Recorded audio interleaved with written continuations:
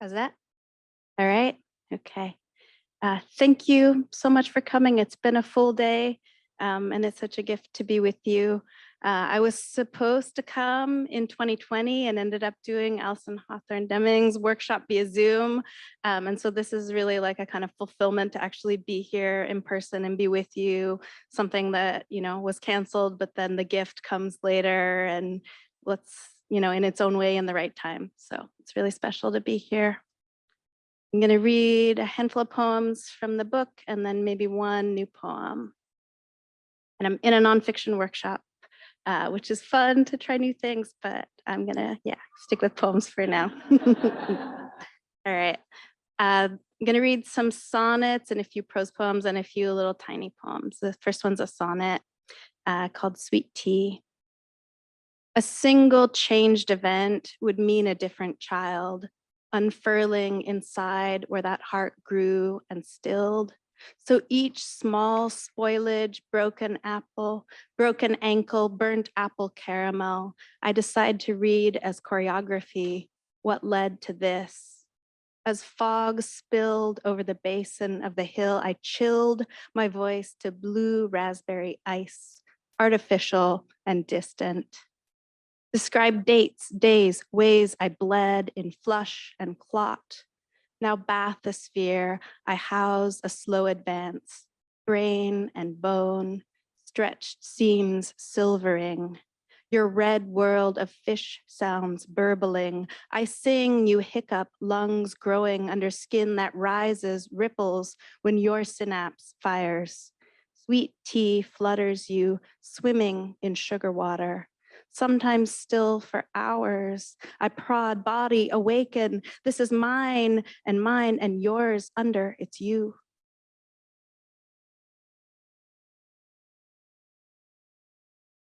The beauty of beings, unlike that of objects. Both knowing how I wanted, even broken, what she hated to throw away, we wrote daily. Fountain pen, bitter ink, tentacle across this letter, mooring cable, tell what came next. Enough, she said, let breathing be enough today. A reflection, alien as if I'd placed myself in the framed vision of a doe. Odds against the imperfect. In comfort, every friend's mother says spared. I could not say I had a daughter. I had a syndrome, missing chromosomes, nature mostly culls. A colleague tells me she studies what for me was a sentence. I had that, I answer, lost it, her. For weeks, opacity staved back the norns, mourning an array, a rain. One hand measures what the eddy reclaims. Windfall, a gift of losing. Not every godsend is a bargain. Lucky break of the last elm branch. Friend, we walked the beach bleeding, spoke and smiled through that red. To accept comfort. Baby bathes, my lip bruised from his hard crown, lean down, his palm along my cheek, repeating, gentle, hurts a little.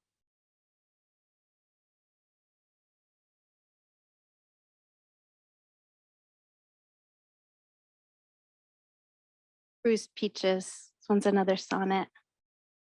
We measure days in peaches, bruises, livid, lose the keys, find them days later in the dirty laundry. What is habit that wakes me up to effort?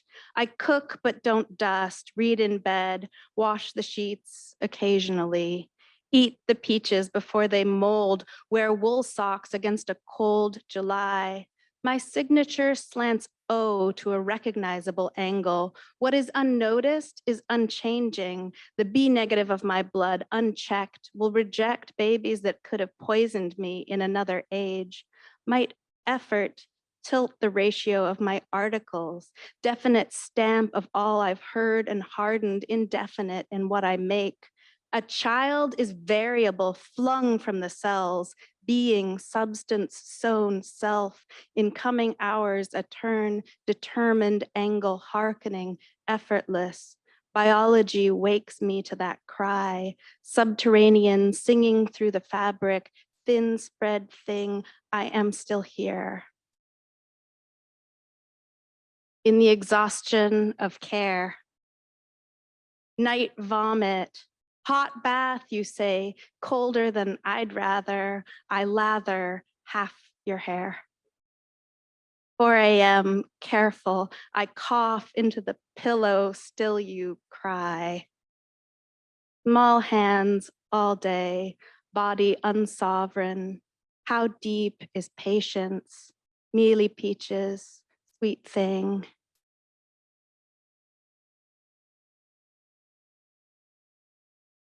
In repeated action, scarlet runners, salt foam simmer, windows steam of sleep stir.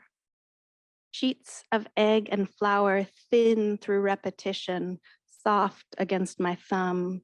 So let thoughts come, knit the silk the moths ignore. From the book. And this one looks like this. It's just more prose-like, but I'd still call it a poem, I think. All right. Called Red Tail, or Whether, like whether or not. Because she entered a forest, there were multiple paths. She wanted to live where it was green when it wasn't white. It was white so often.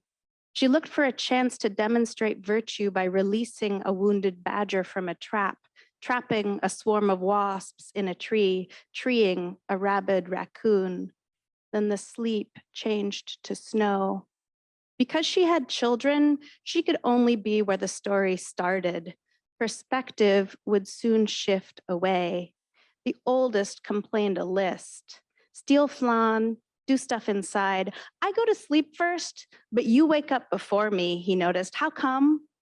She plucked goldenrod, stole lilac, left trout lily where it sprouted. She simmered and strained and died.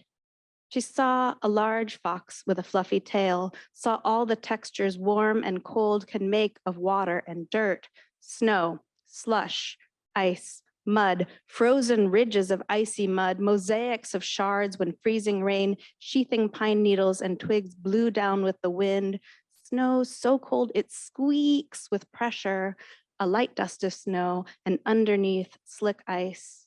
She also saw how we keep back almost everything. In a room, always too hot or too cold, she asked the carpenter to fix the door. He nailed a whiteboard over the rotting crack. The young came and cried. One told how a man taught him to hurt his girl body for words of love. One drenched her wrist in lavender, thinking the little bottle dispensed droplets. Scent hung in the room. One cried like snow.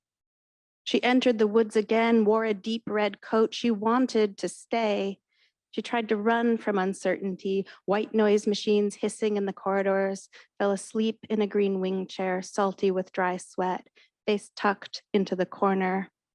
With April came a layer of ice coating a layer of snow that cracked in splintering concentric circles when she planted a foot, a depthless lake. All the dark under her steps she didn't know. She squeezed still cool butter into ribbons until the dough came together in sticky, glossy strands pooling on the cookie sheet. Brioche rose plush and lovely as the cheeks of a daughter. Their hands were on her. She imagined a big push of work in some angled annex. She would use time, would make even the small order out of disorder sentences add up to tell what did weather taste like evenings, leaving her mug by the dining hall dish pit and walking home in 11-degree dark, flick on a light and watch glittery flakes drift. The glow of the house showed and the small children ran to grab her. They held back, not pressing their faces against the cold of her coat. She carried the smallest out to see the full moon. Good, the daughter said. Thank you.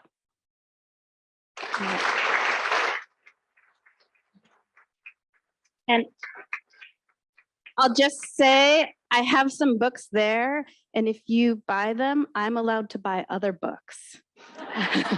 So that would be cool.